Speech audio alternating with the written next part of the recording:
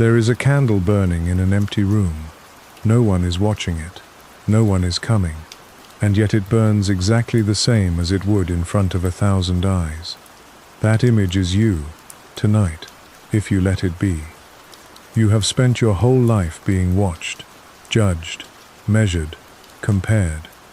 Every room you walk into, some part of you performs. Even when you're alone, you're still performing, for the version of yourself that's supposed to have it all figured out by now. But somewhere in the quiet space between one breath and the next, there is a version of you that doesn't perform at all. That version has been waiting, and tonight, before sleep takes you, you're going to meet it. This isn't about being lonely.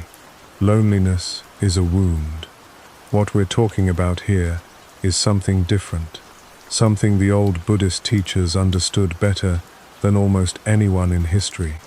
They called it solitude, and they treated it not as an absence, but as a place. A real place you could enter, like a room with its own temperature and its own light. Most people spend their entire lives avoiding that room. Tonight, you're going to walk in. Here's the problem, almost nobody says out loud. You are addicted to noise, and you don't even know it. Not just phone noise. Not just traffic and notifications and other people's opinions. Internal noise. The constant narration running behind your eyes. What you should have said. What you need to fix tomorrow. What they think of you. What you think of yourself. It never stops. You've been so surrounded by it for so long that you've mistaken it for who you are. And the thought of it going quiet, even for a few minutes, feels less like peace and more like falling. That's why you reach for your phone the second you're alone. That's why silence, real silence, makes people so uncomfortable they'd rather have bad noise than none at all. But there's a kind of silence that isn't empty. It's full of something you can't name until you stop long enough to feel it. That's what we're going into now, one layer at a time. The room nobody enters. Picture a house with many rooms, and in every room, people are talking, arguing, laughing, worrying. That's most of your day. Every hallway inside you is busy. Every door swings open and shut, with something demanding your attention. A decision, a memory, a worry about tomorrow, a small irritation from this morning that somehow followed you all day like a stray dog. That's the house you live in, whether you notice it or not. But there's one room in that house you never go into. The door isn't locked. Nobody's stopping you. You just don't go in. It's the room of silence. You've walked past that door 1,000 times. Maybe you've even touched the handle, once or twice, in a quiet car ride, or lying awake at 3 in the morning, or staring out a window during a meeting that didn't need you to be paying attention. But something always pulls you back before you actually turn the handle. A text arrives, a thought about dinner, a worry that feels urgent even though it never actually was. You retreat back into the noisy hallway, because the noisy hallway is familiar, and familiar feels safe, even when it isn't peaceful. The old teachers said this room exists inside every person, and it never changes, no matter how loud the rest of the house gets. You could have the worst day of your life, an argument that left you shaking, a loss that hollowed you out, a fear that kept circling back, no matter how hard you tried to think your way past it. And that room stays exactly the same, still, unmoved, waiting. It doesn't get smaller when your life gets harder. It doesn't get harder to find when you're falling apart. If anything, it gets easier to notice, because everything else has gotten so loud that the contrast becomes impossible to ignore. The tragedy isn't that the room is hard to find. The tragedy is that you've simply forgotten it's there. Think about how strange that is. You could go your entire life circling the outside of a place built specifically for your peace, and never once step inside it, simply because nobody ever told you it was allowed. Nobody sat you down and said, "There is a part of you that does not panic, does not spiral, does not need anything fixed before it can rest. You were taught to solve problems, chase goals, manage emotions, perform competence. You were never really taught to just sit in the room where none of that is required. So the door stayed closed, not because it was locked, but because you never had a reason to believe there was anything worth finding on the other side.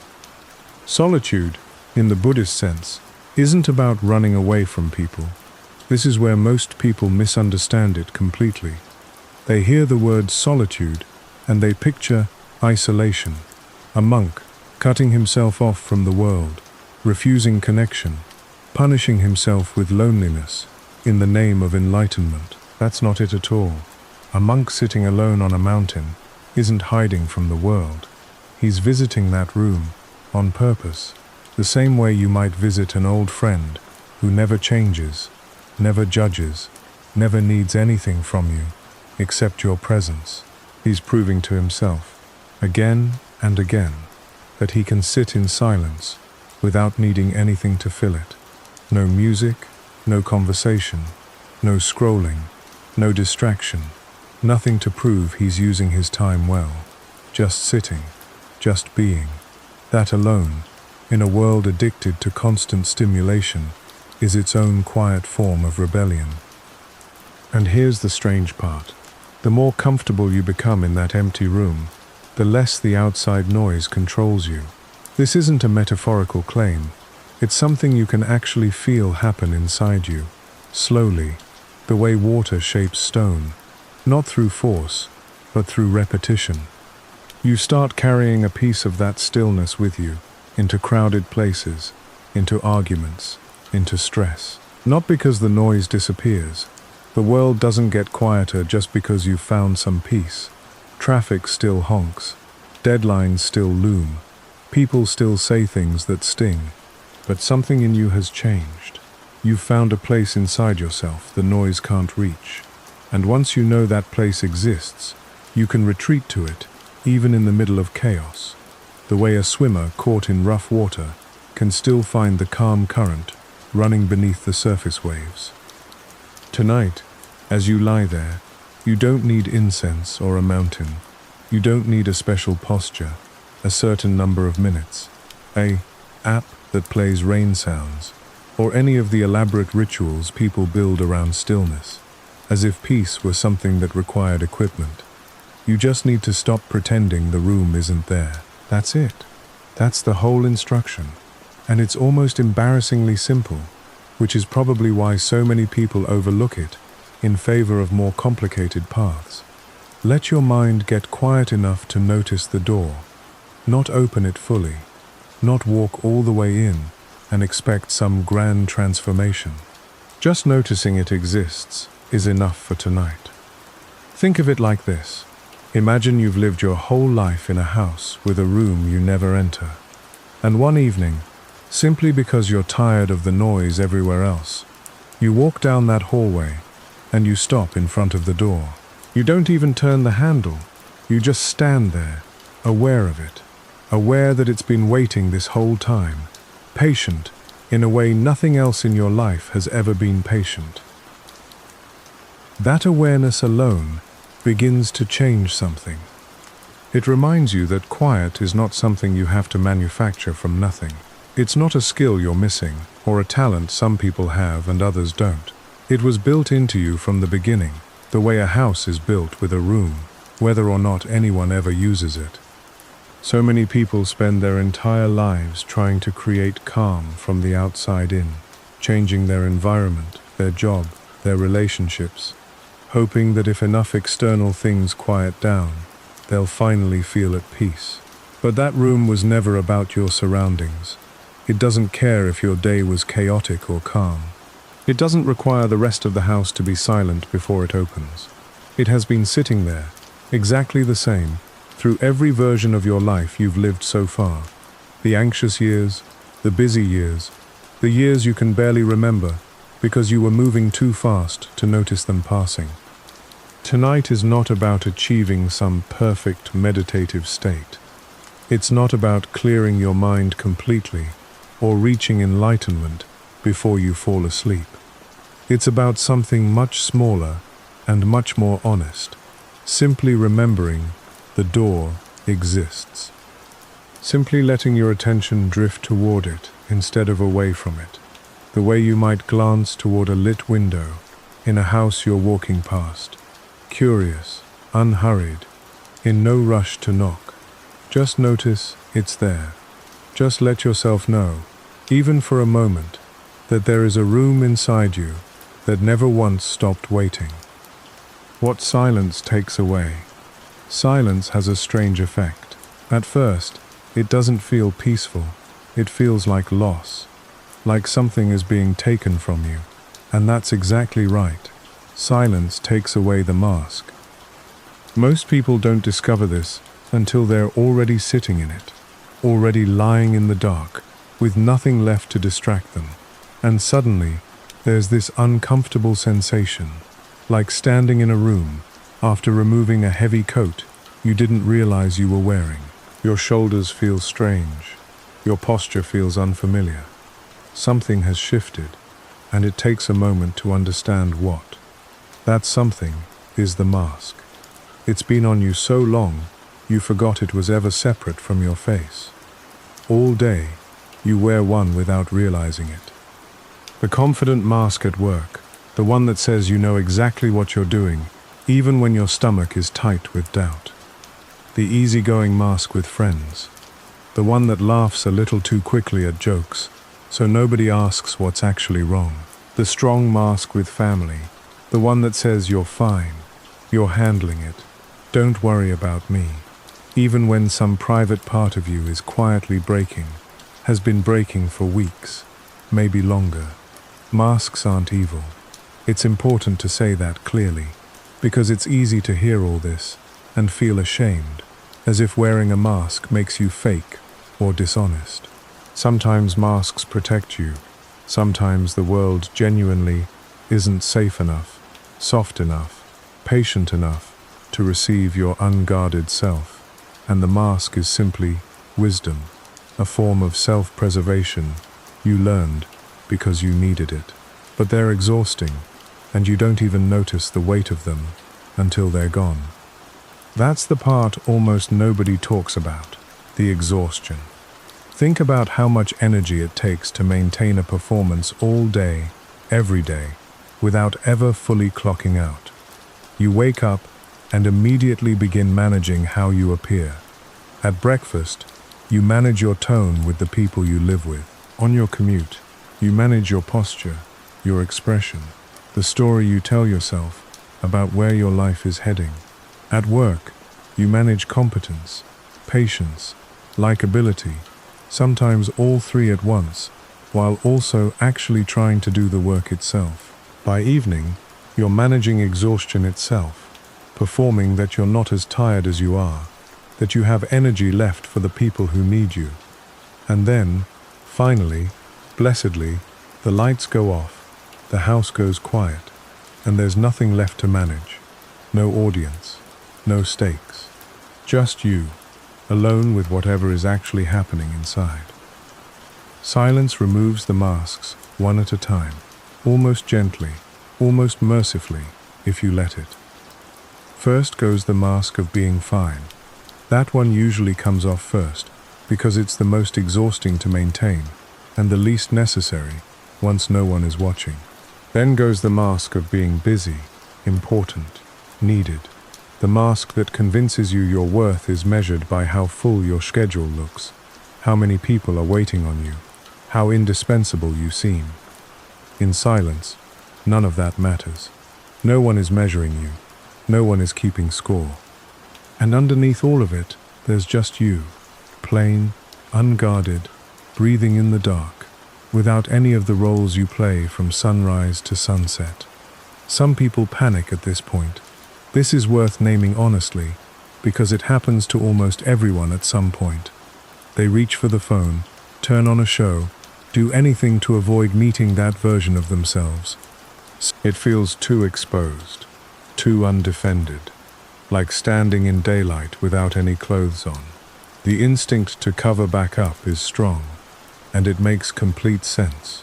You've spent years building those masks, precisely because bare, undefended presence once felt dangerous, or embarrassing, or simply unfamiliar. But if you stay, if you let the silence keep stripping things away, layer by layer, without rushing to fill the space back up, something surprising happens. You stop feeling like you're losing something, and start feeling like you're finally putting something down. This shift, when it comes, tends to arrive quietly, almost without announcement. One moment you're bracing against the discomfort of being unmasked, and the next moment, without quite noticing the transition, you realize you're not bracing anymore. You're simply resting. Like a person who's been holding their arms out straight for hours, finally letting them fall to their sides. Try to imagine that feeling specifically. The ache that builds slowly in muscles held in one position too long. The way you stop noticing the ache because it's become constant, background, assumed. And then the moment the arms finally drop, the relief isn't loud. It's not a burst of triumphant energy. It's quieter than that, and somehow deeper. It's the specific relief of a body, remembering it was never meant to hold that position forever. That relief. That's the first real gift of solitude.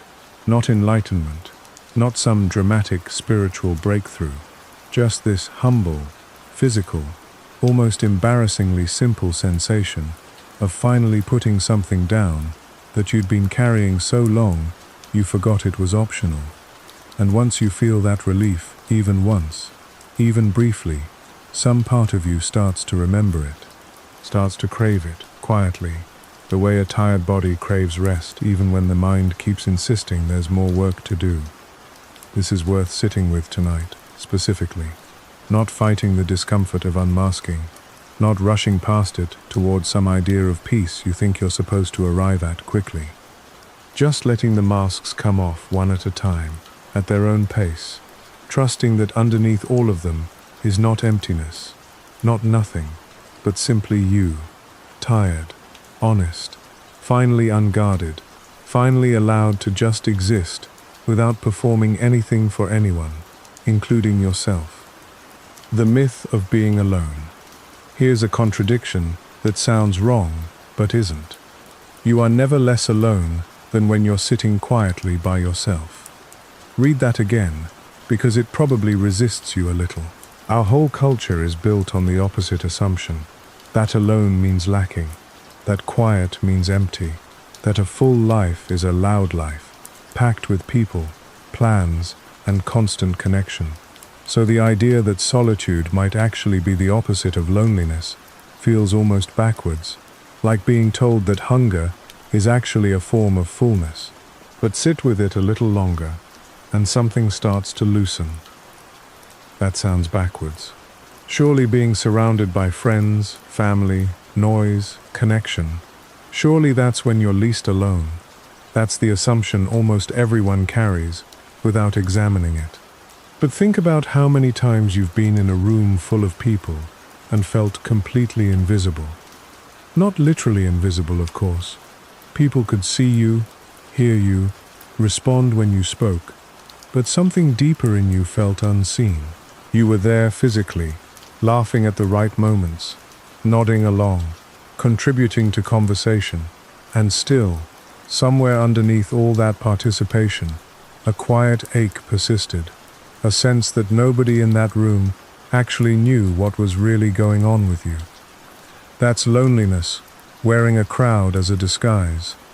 It's one of the cruelest tricks the mind can play, convincing you that proximity to other people automatically means connection, when in truth, you can be surrounded on all sides and still feel like you're shouting into a canyon that never echoes back.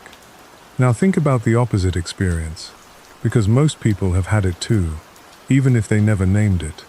Think about sitting in complete silence, alone, and feeling deeply at peace, deeply whole, deeply accompanied by your own presence. Maybe it was early morning, before anyone else woke up, coffee in hand, nothing demanding your attention. Maybe it was a long walk with no destination, no one to talk to, just the sound of your own footsteps. In that moment, something in you wasn't lonely at all. If anything, you felt more yourself than you had all week. More grounded, more present, more accompanied, strange as that word sounds, for a moment spent entirely by yourself. That's not loneliness. That's the opposite of it. The old teachers understood this distinction clearly.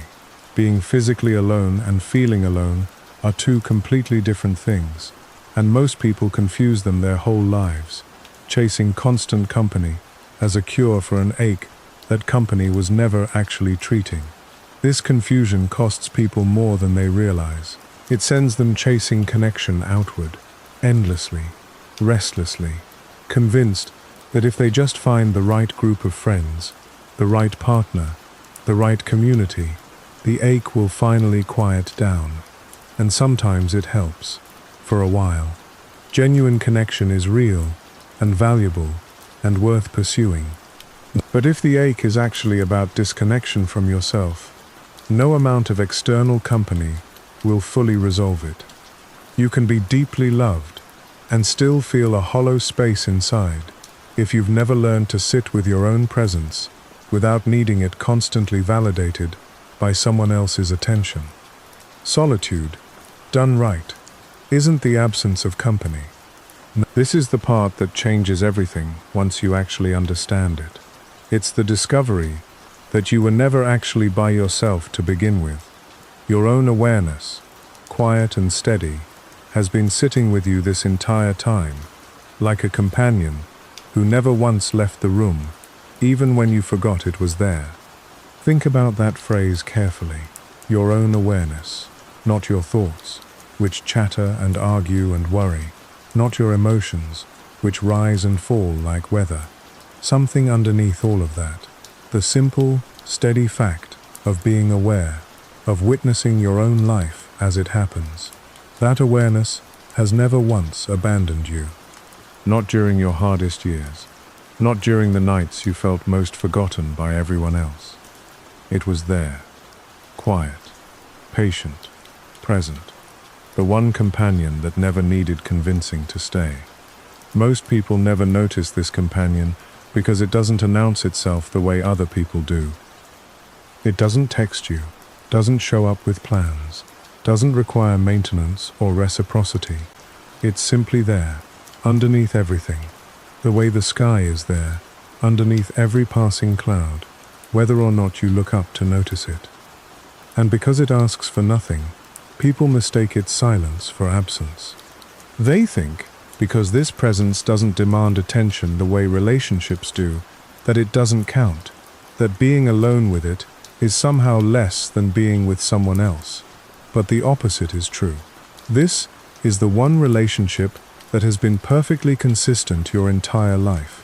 Every friend has come and gone at some point. Every family member has been distant at times, distracted, unavailable. But your own awareness, the quiet witness sitting behind your eyes right now, reading these words, has never once left. Tonight, as the house goes quiet and there's no one left to talk to, try noticing this instead of fighting it. You are not actually alone. You are in the company of the one presence that has never once abandoned you, not even during the loneliest chapters of your life. Let that reframe settle in slowly. You weren't missing company all those nights you felt isolated. You were simply unaware of the company that was already there, patiently waiting for you to notice it. The way an old friend waits without complaint, confident you'll eventually remember they never actually left the room. The weight you didn't know you were carrying. Try this thought experiment. Imagine you've been holding a stone in your hand for so long, you've forgotten it's there. It's become part of your grip. Your hand aches slightly, but you've stopped noticing the ache. It's just normal now. This is worth sitting with slowly, because it describes something almost everyone carries without realizing it. Think about your hand specifically, not metaphorically for a moment, but physically. If you held something heavy long enough, your muscles would adapt. The ache would become the new baseline. You wouldn't compare it to relief anymore, because relief would feel like a distant memory, something from before, back when your hand was empty and light. Eventually you'd forget your hand was ever meant to feel any different. You'd assume this ache, this slight tension, this low-grade discomfort was simply what having a hand felt like. That's exactly what happens with the stones we carry inside us, except nobody ever hands you a moment to set them down and notice the difference. That stone is every unresolved thought you carry into sleep. The email you didn't answer, sitting there in your inbox, small and specific, and somehow disproportionately heavy, given how minor it actually is. The comment that stung, replayed a dozen times throughout the day, analyzed from every possible angle, even though the person who said it has probably already forgotten they said it at all. The fear about tomorrow, vague, formless, impossible to solve tonight, and yet somehow present anyway, humming quietly under everything else, like a machine left running in another room. None of these are loud on their own. Individually, each one seems almost too small to matter. You wouldn't necessarily notice any single one weighing you down, but together, held for hours without release, they become a weight so constant you no longer register it as weight at all. This is important to understand, because it explains something confusing about modern exhaustion. People often feel tired without being able to point to any single cause. Nothing dramatic happened today. No major crisis, no big loss, nothing you could point to and say, "That's why I feel so heavy." And yet the heaviness is real, undeniable, present in your shoulders, your jaw, the tightness behind your eyes. It's rarely one stone, it's dozens of small ones, unnoticed individually, accumulated silently, held in a grip so constant that you've mistaken the ache for simply being who you are, rather than something you've been carrying, and could, in theory, set down. Silence is the only thing that reveals the stone is even there. In the noise of the day, you can't feel it. There's too much else pulling your attention. Meetings, errands, conversations, decisions, all demanding a piece of your focus, leaving no room to notice the low hum of accumulated weight underneath it all. But in stillness, right before sleep, when the demands finally stop and there's nothing left requiring your attention, the hand finally relaxes enough that you notice something has been gripped this whole time. This is often disorienting the first few times it happens. You lie down expecting rest, and instead you find yourself suddenly, unexpectedly aware of just how much you've been holding. It can feel almost unfair, as if silence is ambushing you with feelings you'd successfully avoided all day. But really, it's the opposite of an ambush.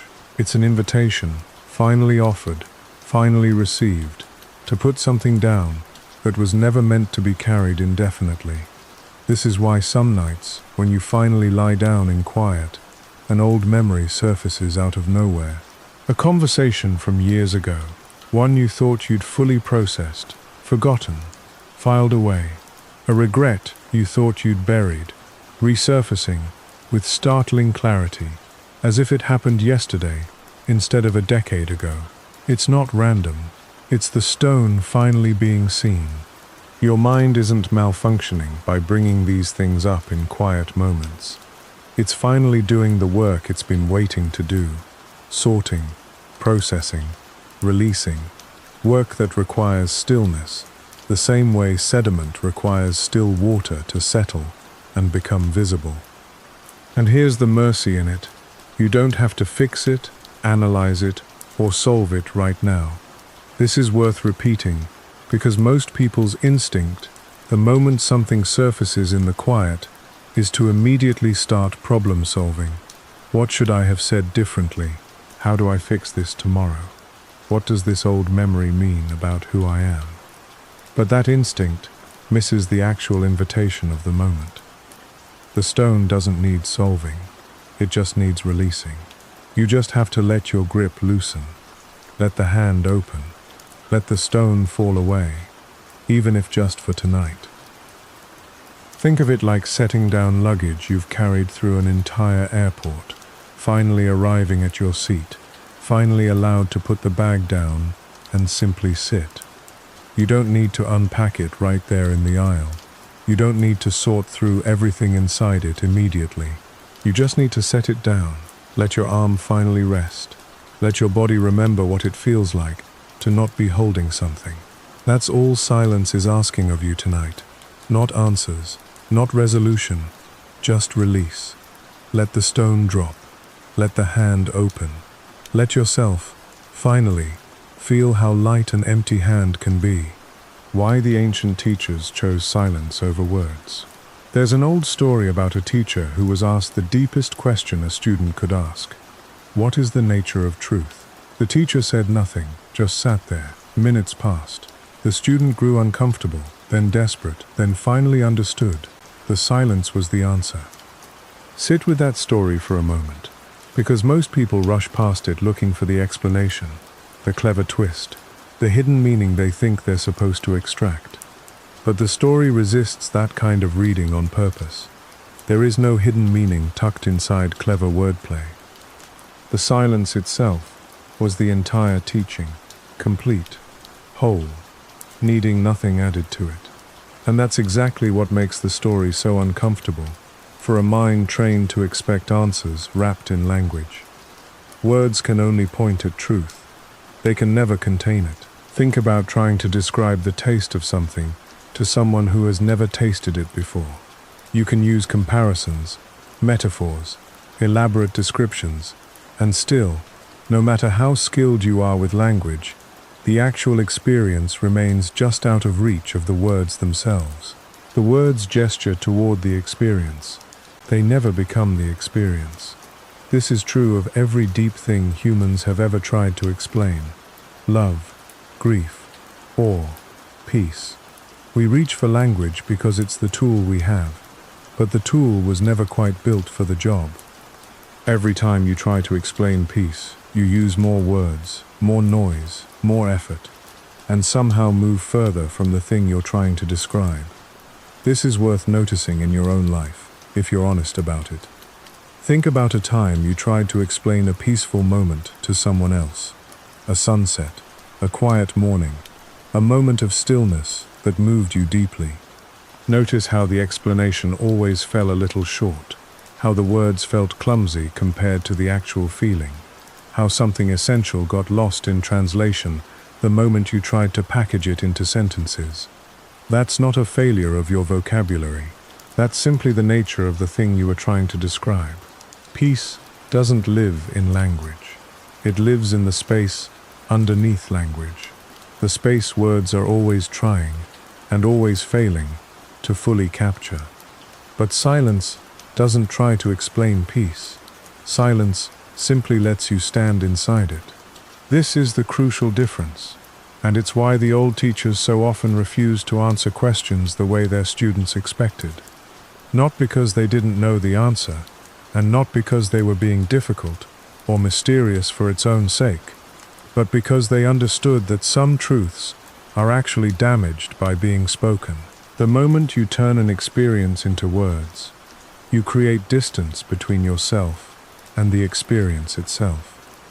You start relating to the concept of peace instead of the actual felt reality of it. Silence collapses that distance entirely.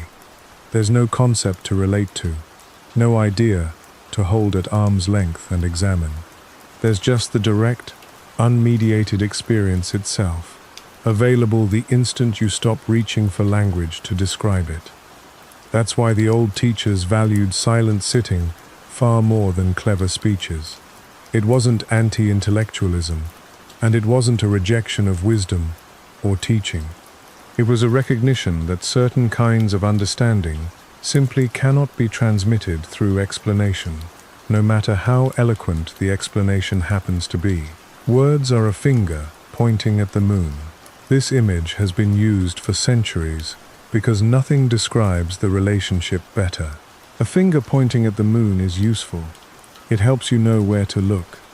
But if you spend all your attention studying the finger itself, admiring its shape, analyzing the angle it points at, you'll never actually see the moon it's directing you toward. Silence is looking directly at the moon itself, without needing the finger at all anymore, because you're already there, already looking, already receiving the thing itself, instead of a description of it.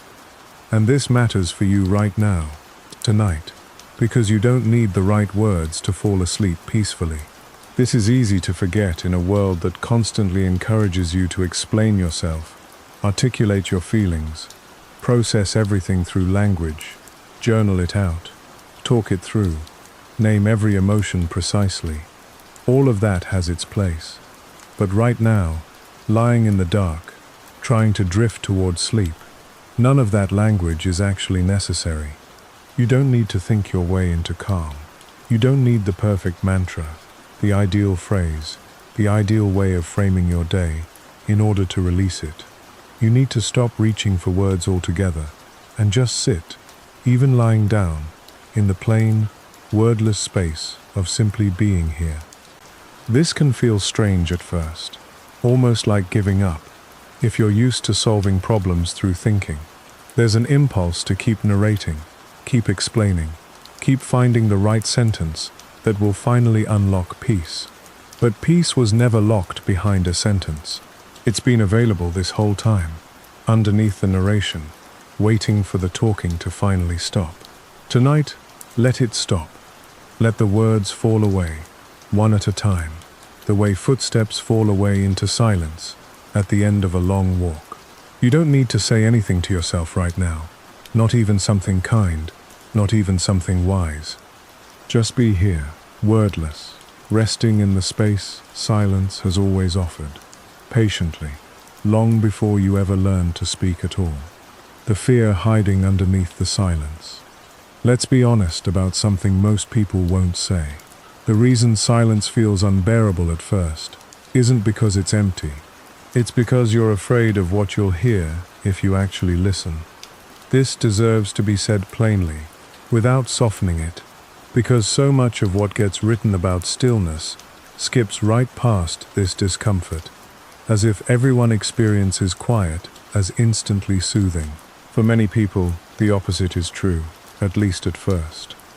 The moment things go quiet, there's a flicker of unease, a subtle resistance, an instinct to reach for the phone, the television, anything that will keep the silence from fully arriving.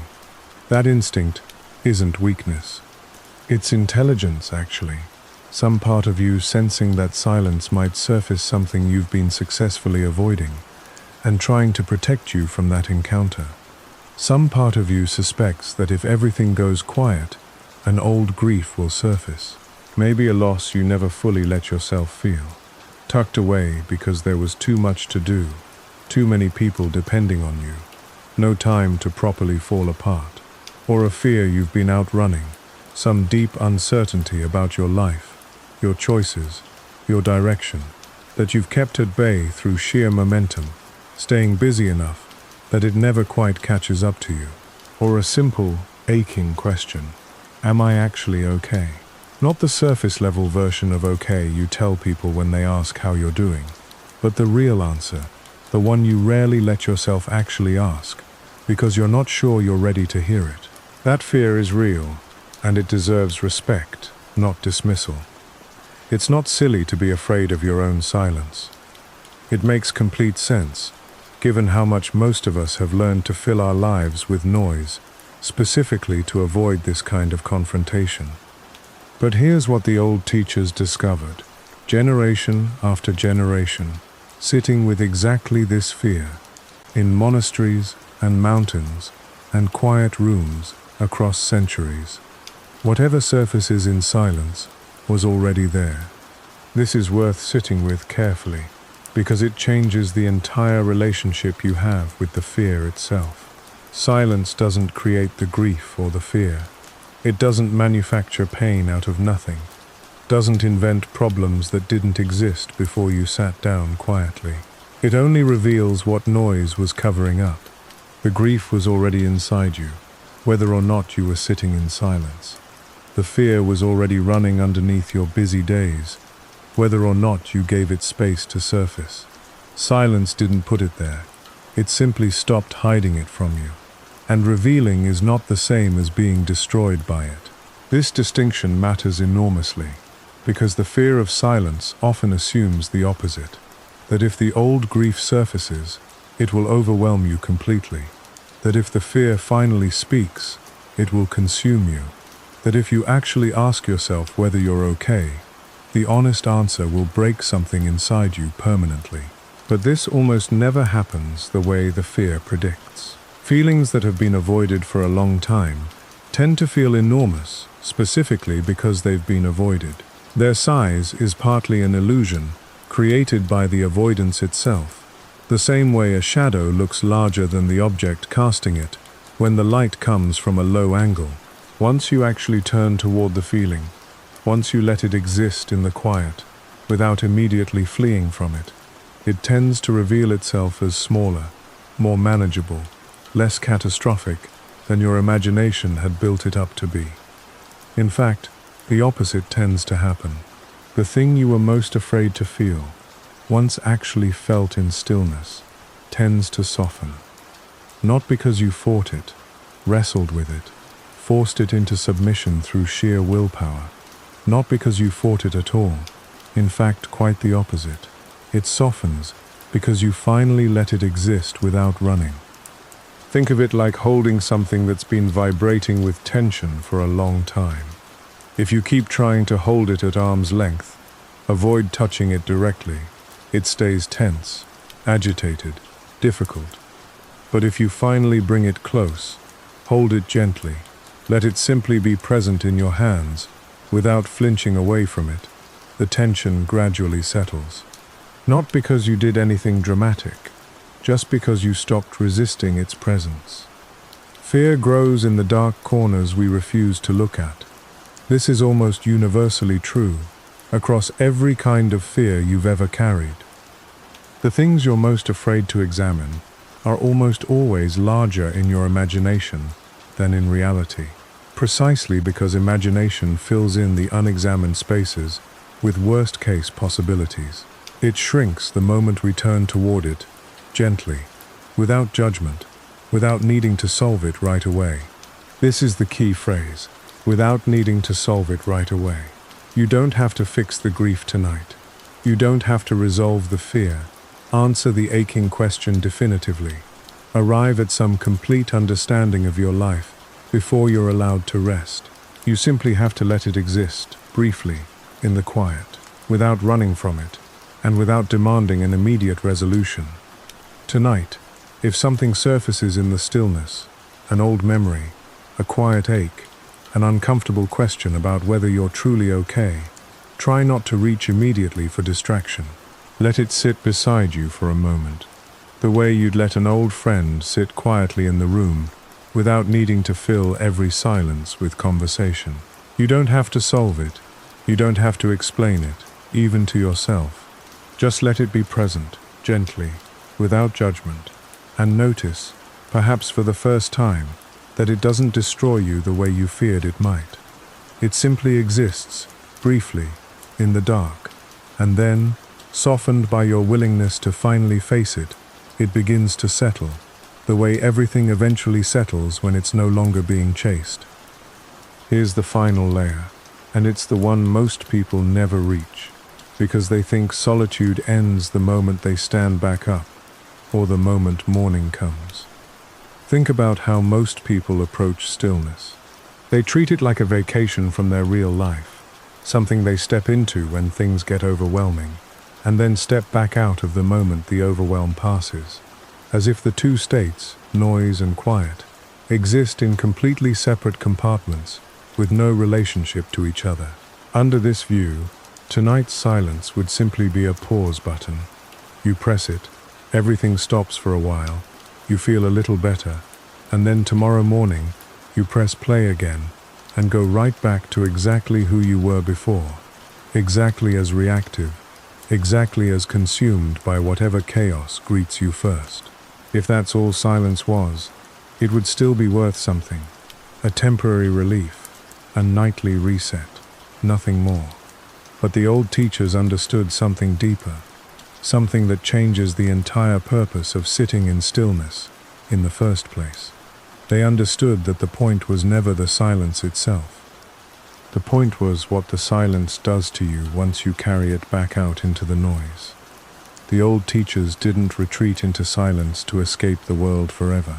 This distinction is worth sitting with slowly, because it corrects a very common misunderstanding about what spiritual practice is actually for.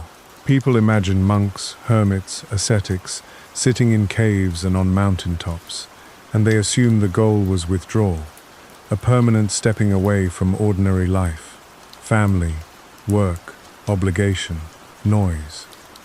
But that was never really the aim, not for the teachers who actually understood the practice deeply. Withdrawal was never the destination, it was the training ground. A soldier doesn't train in isolation because the goal is to stay in isolation forever. A soldier trains in isolation so that when he steps onto the battlefield, his body already knows what to do without having to think about it in the middle of chaos. The training happens in stillness, precisely because stillness is the only place calm enough to actually learn something. The battlefield, the noisy world, the daily grind, that's where the training gets tested, where it either holds or falls apart. They went into stillness so they could come back changed. This is the entire purpose, stated plainly. Not so they could stay changed in some separate, protected bubble away from ordinary life, but so they could return to ordinary life, carrying something they didn't have before. A monk doesn't sit in the mountains to avoid the village. He sits so that when he returns to the village, the noise doesn't own him anymore.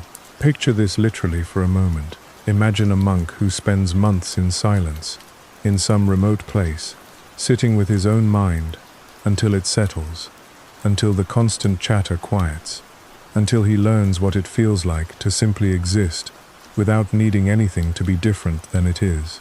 Now imagine him walking back down into the village. The village hasn't changed. People still argue there. Prices still rise. Someone still gossips unkindly about someone else. Children still cry.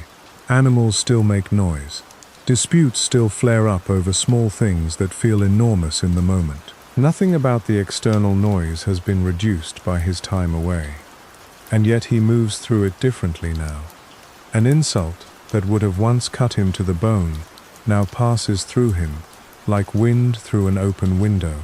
Noticed, perhaps, but not gripped, not held, not allowed to lodge itself into his chest and fester there for days. A crisis that would have once sent him spiraling into panic now meets something steadier in him, something that can acknowledge the difficulty without being swallowed by it. That's the actual goal, not permanent escape, a different relationship with everything that used to overwhelm you. This reframing matters enormously, especially for you, especially tonight, because it means the silence you find right now isn't meant to be its own separate little world, sealed off from tomorrow morning, from your job, your relationships, your responsibilities, the noise that will absolutely be waiting for you the moment you open your eyes again. The silence tonight is not an escape hatch from your life. It's not a temporary hiding place you retreat into because the noise outside is too much, only to re-emerge exactly as fragile as before. It is something closer to a rehearsal, a quiet, private rehearsal for a different way of meeting everything that's coming. This means the quiet you find tonight isn't just for tonight. Let that settle for a moment, because it changes the entire weight and purpose of what you've been doing throughout everything we've walked through so far. Noticing the door to that inner room, letting the masks fall away one at a time, recognizing you were never as alone as you feared, feeling the old stones drop from your grip, resting in wordless understanding instead of chasing explanations, letting old fears surface without being destroyed by them. None of that was simply about getting a better night's sleep, though it will likely help with that too. All of it was practice. Practice for something much larger than tonight. It's practice. Say that word slowly. because it's easy to skip past without absorbing its full meaning.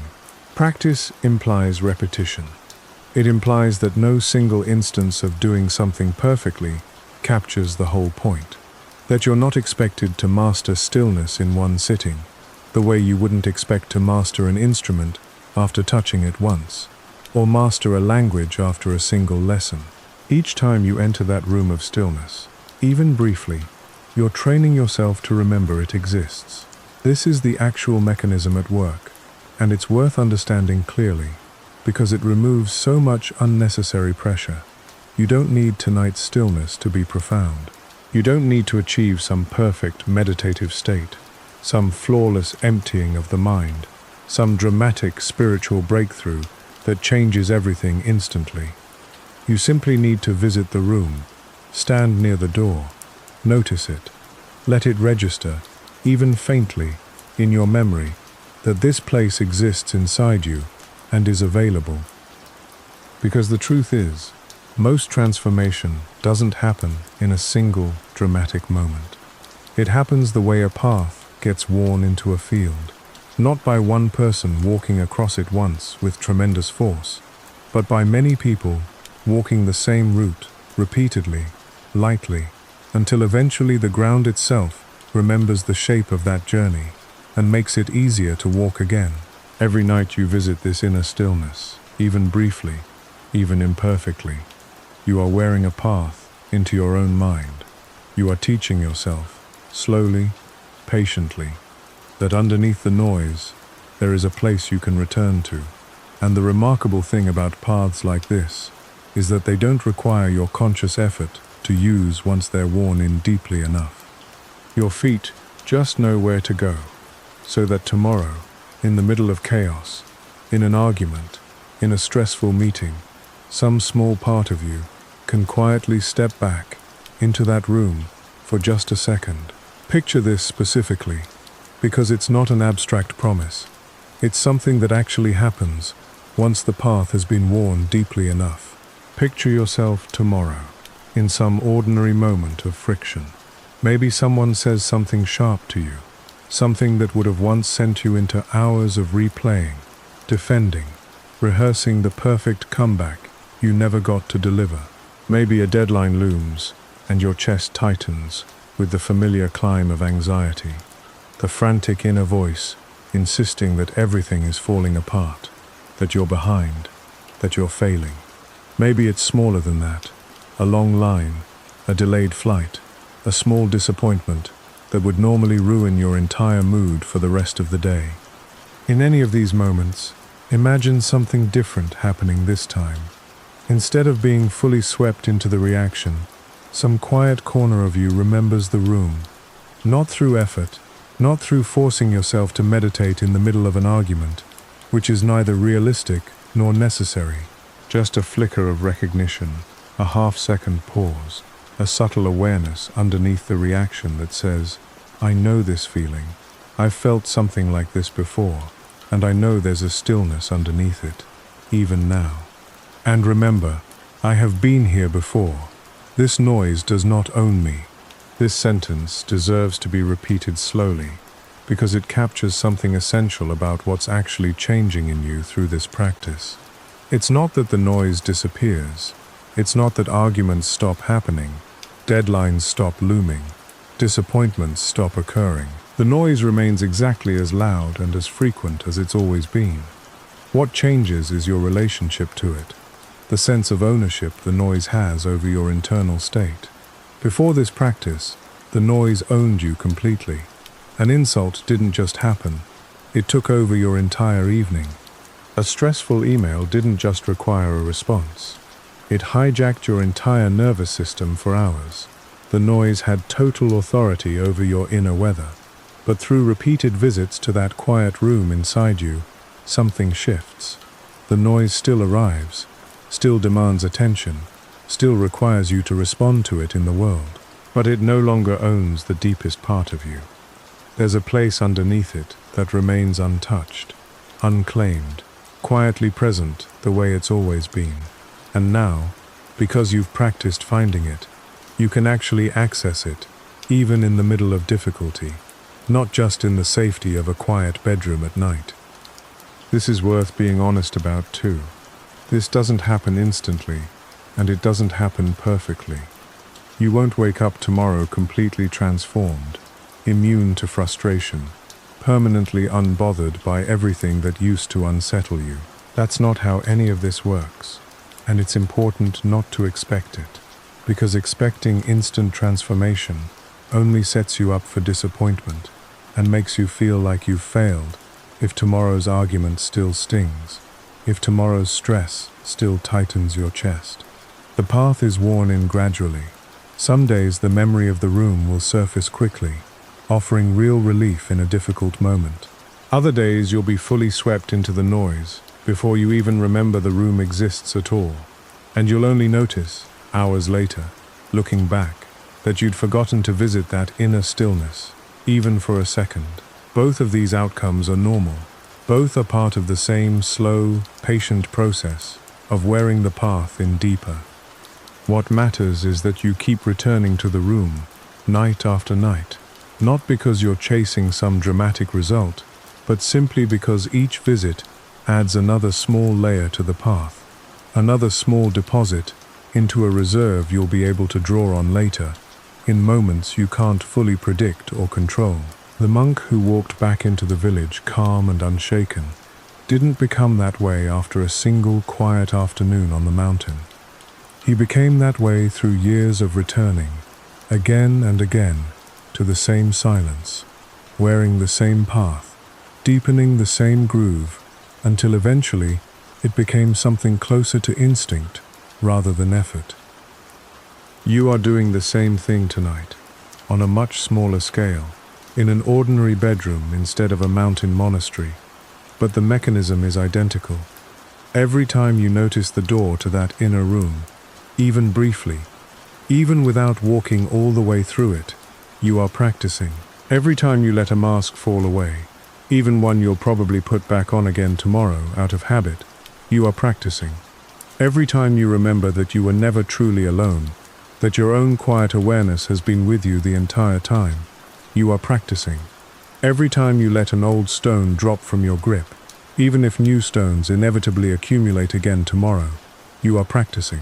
And all of that practice, small and unglamorous and repeated night after night, is slowly building something in you that will eventually be there when you need it most, not in some distant future once you've achieved some final state of mastery, but gradually, quietly, in ordinary moments you won't even notice are different until you look back and realize the noise doesn't quite own you the way it used to. So tonight, as you finally let go and drift towards sleep, know that this isn't just about resting well tonight. It's about tomorrow. It's about the argument you don't yet know is coming, the stressful meeting you can't yet predict, the small disappointment that hasn't happened yet but will, eventually, the way disappointments always do. Somewhere in the middle of all of that, if you've kept visiting this room, kept wearing the path a little deeper each night, some small part of you will remember, I have been here before. This noise does not own me. And that remembering, small as it might feel in the moment, will be enough. You realize the silence was never something you needed to create. It was never something far away, locked behind mountains, or monasteries, or years of practice. It was underneath you this entire time, like the ocean floor beneath every wave, unmoved, no matter how violent the surface becomes. Every noisy day of your life has been happening on top of a stillness that never once broke. You were never missing peace.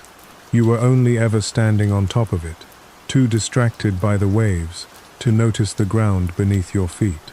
That's the quiet thunder, not a lightning bolt of realization, but something closer to remembering a truth you always knew, deep down, and simply forgot to visit.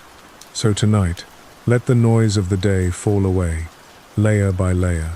Let the mask come off. Let the stone drop from your hand. You don't need words to find peace, and you were never as alone as you feared. The room of silence has been waiting, exactly as it always has, patient and unchanged, ready for you to walk back in, not as an escape, but as a homecoming. Close your eyes now, and simply return to that room.